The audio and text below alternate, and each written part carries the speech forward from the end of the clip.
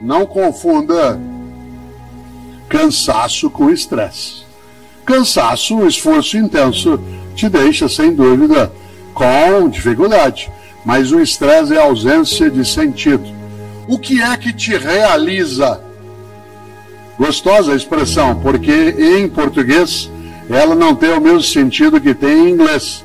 Porque em inglês, vocês sabem, o verbo to realize significa dar-se conta, ter consciência.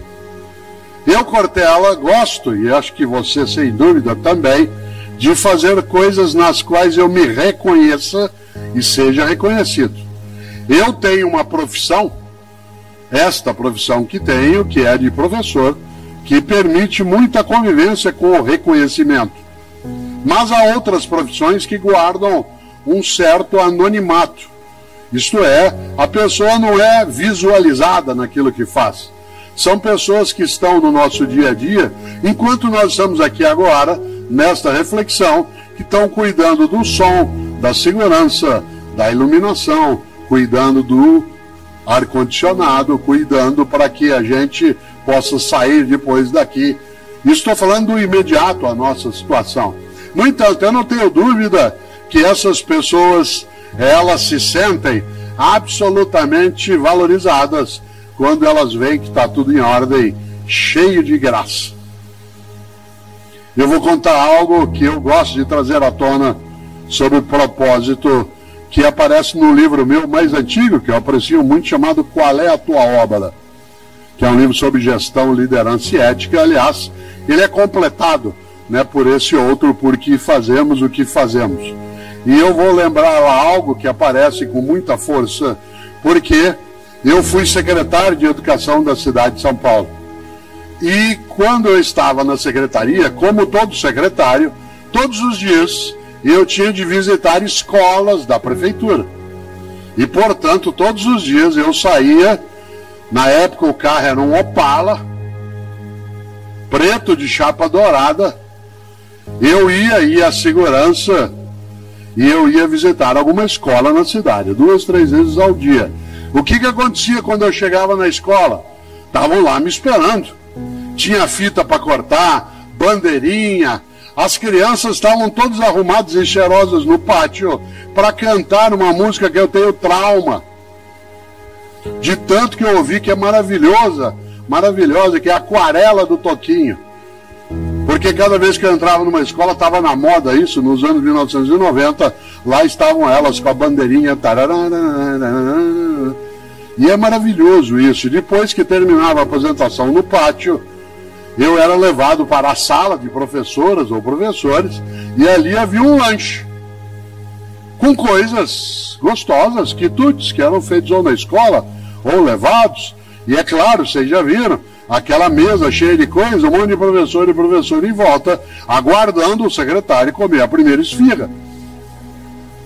Só quando eu algo pegava que as pessoas se aproximavam, aquela liturgia do cargo.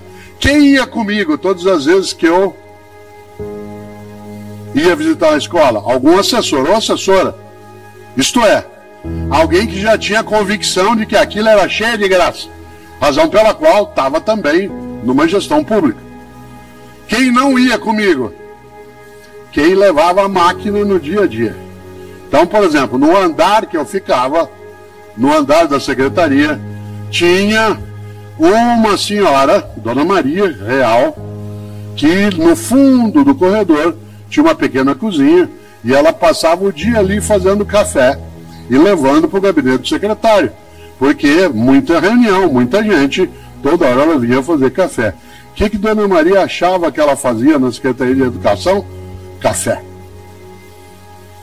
No mesmo andar, no final do corredor, além dessa copinha, onde Dona Maria fazia café, tinha uma máquina de reprodução, aquelas antigas máquinas Xerox grande, e ali ficava um rapaz o dia inteirinho.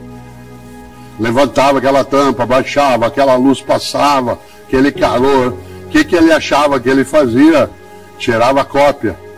No andar de baixo, sob a sala do meu gabinete, ficava a contabilidade, onde as pessoas passavam o dia fazendo nota de empenho. Um dia eu lembrei de uma coisa que era importante, que eu não tinha notado, que as pessoas não tinham muita clareza do propósito. Quem tinha clareza? Eu, a equipe que estava, que tinha se disposto a entrar num projeto político de atividade pública, mas os outros não necessariamente.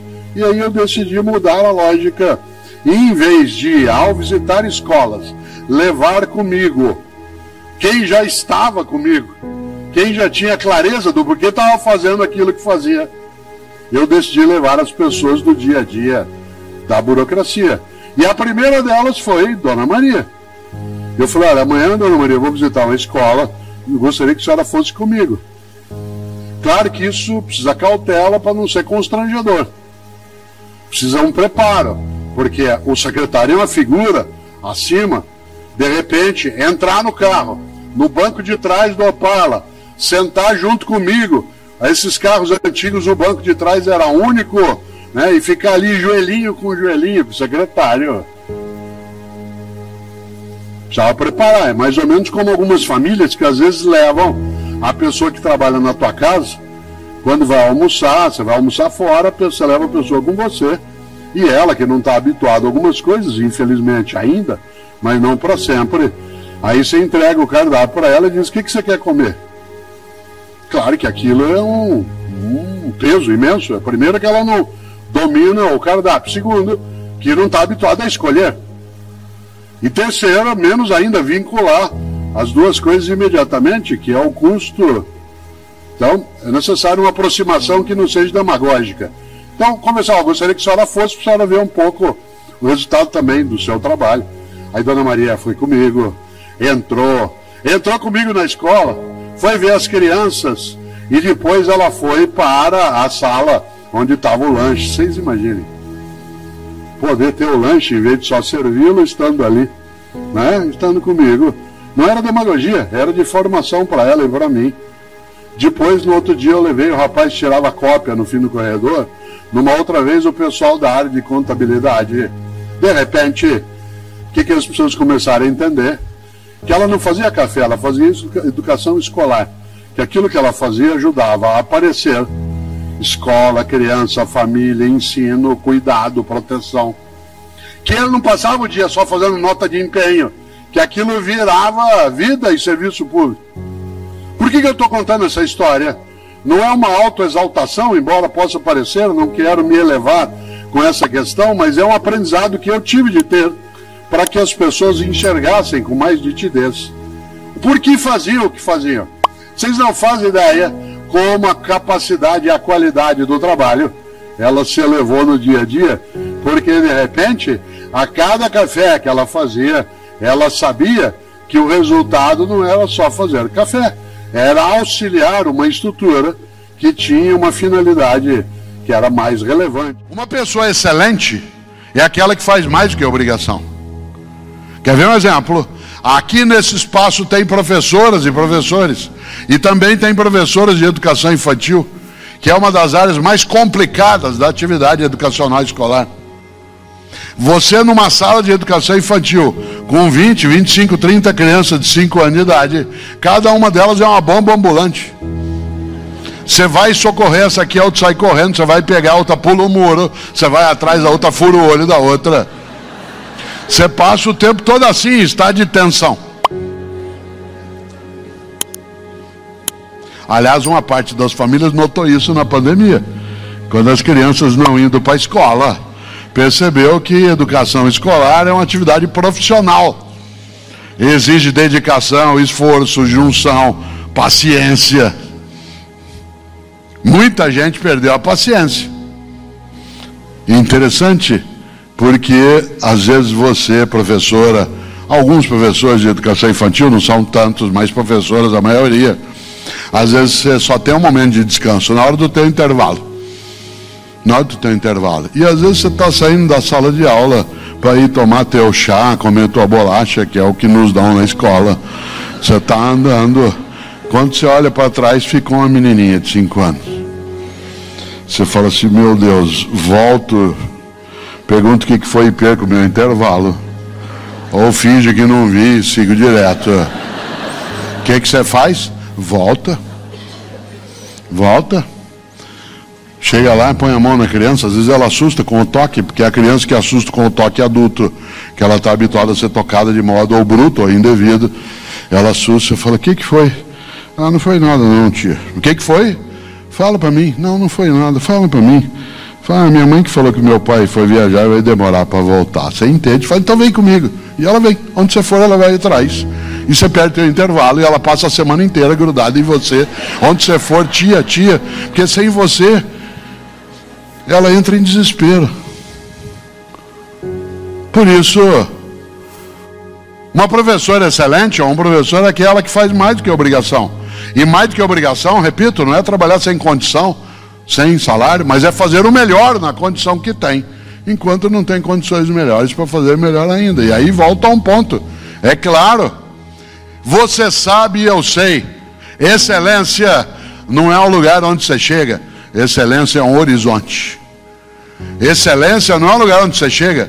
Excelência é um horizonte. Se você supuser que chegou a excelência, você distrai, relaxa, cochila e desaba na mediocridade. O horizonte, você se aproxima, ele se afasta. Você se aproxima, ele se afasta. Claro, eu não posso imaginar que assim o é. Eu torço no futebol para o Santos. E sou casado com uma palmeirense. Portanto, nos últimos 3 anos eu ando meio quieto. Meu time é bicampeão mundial, tem títulos e títulos, e esse ano, no campeonato estadual, quase foi rebaixado pela primeira vez. Só não foi na última partida, porque ele venceu e o outro perdeu. O Vitória, uma das glórias do futebol também no Brasil, agora conseguiu subir. O Bahia está ali lutando para também chegar no outro lugar. E é claro que Cláudia não perde a ocasião. Aliás, durante algum tempo, uma semana, o Santos ficou em primeiro lugar no Campeonato Brasileiro. Agora está ali, 10º, 11º, 12º, vai e volta. E na semana que ficou, não perdi, claro, a chance foi lá, printei, né? E mostrei, falei: aqui é o Santos em primeiro lugar. Ela falou: teu time é chamado de peixe, o símbolo é uma baleia, mas ele é mesmo um golfinho. Eu falei: golfinho? Falei assim: sobe, faz uma gracinha e afunda outra vez. O que eu podia falar para ela naquela hora? O que eu falei. Falei: vem aqui ver a nossa sala de troféus. Ela falou: então, mas no campeonato que é agora, como é que é? Então vem ver a nossa sala de troféus. Cuidado. Passado é referência, não é direção. Passado é referência, não é direção. O fato de eu ter uma sala de troféus mostra que é possível fazer, não é garantia de que será feito. Mostra que é possível realizar, não é um indicador de certeza de que será feito. Você diz: ué, isso conosco. Porque se você e eu não entendemos a excelência como horizonte, eu relaxo, distraio. O Pedro, de modo agradavelmente exagerado, disse que eu sou professor de filosofia, talvez, que tem mais seguidores. Se eu achar que isso é suficiente, se eu sentar, relaxar, distrair, achar que já está bom, cuidado, há uma diferença entre autoestima e autoengano. Autoestima é eu ter clareza em relação a quais são as minhas qualidades, quais são as minhas capacidades. Autoengano é eu superestimar essas capacidades. Eu posso até ser alguém que dentro do campo da docência, da filosofia, da escrita, atingir algum êxito, mas isso desaba no momento que eu começar a ser morno. Deus vomitará os mornos. E a mornidade, ela assoma, ela vem até o topo quando a gente cai dentro da mediocridade. E o que é a mediocridade, repito, é quando a gente esquece da ideia central do Goethe, que é: se alguma coisa tem de ser feita, então que ela seja bem feita. E esquece outra coisa na sequência: é preciso enfrentar a preguiça. Preguiça você e eu temos em várias situações, mas quando ela domina, é aquela preguiça de dizer: dá para o gasto, Aí isso é suficiente. A preguiça na religião, a preguiça no casamento, a preguiça na escola, a preguiça na profissão. Cuidado. Quando o mundo religioso, especialmente cristão, colocou a assídia como um pecado capital, no ponto de partida, a preguiça era um grande pecado por supor que haveria ali algum tipo de desmanzelo, de enfraquecimento, de acovardamento em busca da vida salva, no sentido mais amplo da expressão religiosa. E é preciso também que a gente lembre que a preguiça, ela nos vem vez ou outra, mas quando ela é um modo de vida, com ela a gente se habitua. Por isso, há pessoas na vida que faça qualquer coisa dizem: o que eu posso fazer? E há pessoas que se apresentam e dizem: o que eu posso fazer? Nesse tempo pandêmico, por vários momentos eu fui entrevistado. A filosofia, quando momentos de crise, ela vem muito à tona. E a pergunta mais difícil que eu tive que responder foi uma que avaliaria a minha vida, para ver se eu fui banal, fútil, inútil, superficial, morno. E um dia uma jornalista me pegou de pronto numa entrevista ao vivo e falou assim: professor, olha que pergunta difícil. No dia que o senhor se for, e nós estávamos na pandemia mais forte, portanto não era só uma hipótese. No dia que o senhor se for, quando o senhor encontrar Deus, o que o senhor quer que ele fale para o senhor? Tem um elogio na pergunta dela, que é supor que é Deus que eu vai encontrar. Dentre tantas possibilidades, seria bom demais. Mas tinha uma questão mais séria por trás, que é, no fundo, como é que eu terei a aferição daquilo que fiz na vida? Não é que alguém tem de aferir fora de mim, mas eu tinha que, na resposta, aferir eu mesmo. Quase eu brinquei com ela, e eu fiquei com vontade de brincar. E eu quase respondi para ela uma coisa que um dia eu caí numa armadilha em Belo Horizonte, num congresso de enfermagem.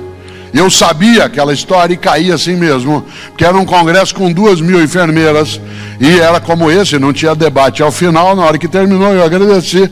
Na hora que eu estava saindo, uma enfermeira falou assim: professor, falei: oi, o senhor pode responder uma pergunta antes de ir embora? Eu disse: claro. Ela falou: o que o senhor quer que fale do senhor no teu velório?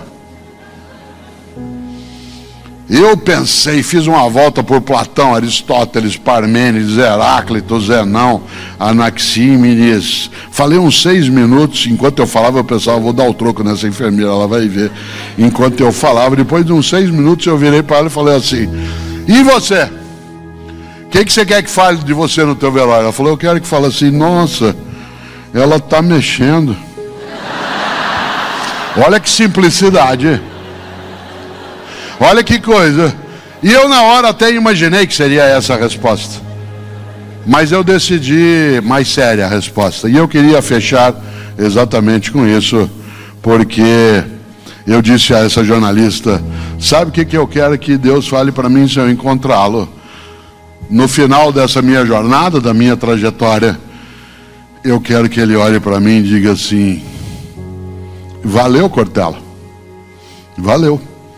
Eu te entreguei uma dádiva, um dom, um mistério que é a vida, e você não desperdiçou com pequenez, com inveja, com imbecilidade. Várias vezes foi pequeno, imbecil, várias vezes foi banal, mas lutou, enfrentou com coragem a preguiça, para fazer da tua trajetória uma coisa em que você fosse capaz de fazer valia da tua vida.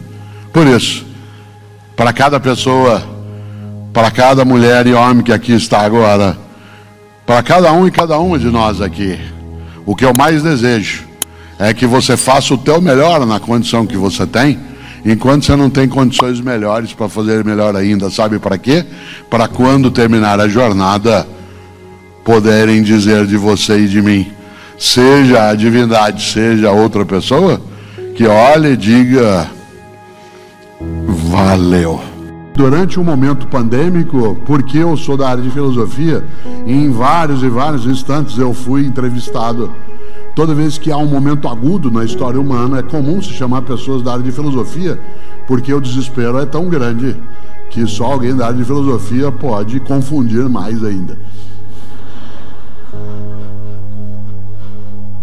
E várias vezes eu fui chamado. Leandro Carnal, meu amigo, tenho com ele livros, gaúcho, nascido aqui em São Leopoldo. Aliás, ele faz uma coisa absolutamente carinhosa comigo e irritante, que agora ele não pode fazer mais, porque eu sou paranaense, ele gaúcho, e ele dizia sempre, olhando para mim: vocês do norte. E eu sou paranaense. Agora eu digo: calma lá, eu tenho título. Agora também sou. Olha que coisa boa. O Carnal, o Luiz Felipe Pondé, o Clóvis de Barros Filho e outras pessoas da área de filosofia fomos muito perguntados, porque nós tomamos um susto em 2020 inacreditável. Ele persiste, né? Ele persiste de vários modos. A gente, quando achou que ia repousar um pouco agora, vem outra coisa chegando.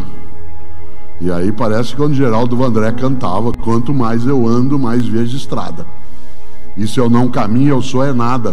Se tem a poeira como companheira, faço da poeira o meu camarada.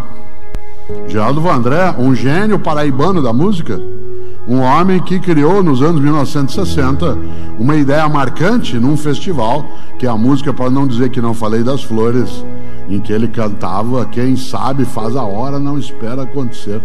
Ele pegou a frase latina, quem sabe faz a hora, que aliás dá título a um livro meu, lançado durante a pandemia, quem sabe faz a hora, que os latinos usavam, e acrescentou a ideia genial: quem sabe faz a hora, não espera acontecer, faz o melhor, faz a hora certa, a coisa certa, para as pessoas certas, no lugar certo e de modo certo. Já pensou? E nós em 2020 assustamos, inclusive porque nós estávamos imaginando, de modo até arrogante, nosso como espécie, que a única ameaça a nós como humanidade viria do espaço. Um meteoro, um asteroide. Aliás, preparamos tecnologia para enfrentá-los com mísseis que poderiam destruí-los ainda na vinda. E quem diria que ela veio do nosso convívio? E tomamos um susto imenso, porque a nossa arrogância nos deixava num estado de hiperpotência que não temos. De repente nos demos conta de duas coisas. As duas são importantes saber. A primeira, é muito ruim ter sabido como soubemos, e pela razão que soubemos, que é que nós não somos tão fortes assim. Nós não somos tão poderosos assim. E nós aprendemos isso do modo pior, porque a pior maneira de aprender é pela dor. Mas pior do que pela dor aprender é nada com a dor aprender. E por isso, embora a gente tenha aprendido que nós não somos tão poderosos, a segunda coisa, e essa aprendemos, é que nós também não somos tão fracos assim. Isto é, quando a gente junta capacidades, desejos, competências e inteligências, nós somos capazes de ultrapassar o horror, a tempestade poderosa. Aliás, quando do início, em 2020, desse momento mais traumático na nossa convivência, algumas pessoas, face ao horror, disseram: o que eu posso fazer? Se entregando. E para nossa benemerência, dezenas e dezenas de mulheres e homens pelo planeta fora, inclusive no nosso país, em vez de dizer o que eu posso fazer, de modo entregue, desanimado, desalentado, colocaram não reticências, 3 pontinhos ao final da expressão, mas colocaram um ponto de interrogação, que foi: o que eu posso fazer? Não de modo insolente, arrogante, mas de modo disponível. O que é que eu posso fazer? E quando se disse que era impossível fazer uma vacina em menos de 10 anos, porque a ciência nunca houvera obtido esse resultado, homens e mulheres que buscaram fazer o melhor conseguiram colocar hoje uma condição, e que nós temos aqui centenas e centenas de pessoas convivendo, fazendo suas escolhas, algumas com uso de máscara, outras não. Eu, Cortella, uso de modo contínuo, inclusive porque tenho convivência cotidiana com várias pessoas. Alguns escolheram, mas nós não estaríamos assim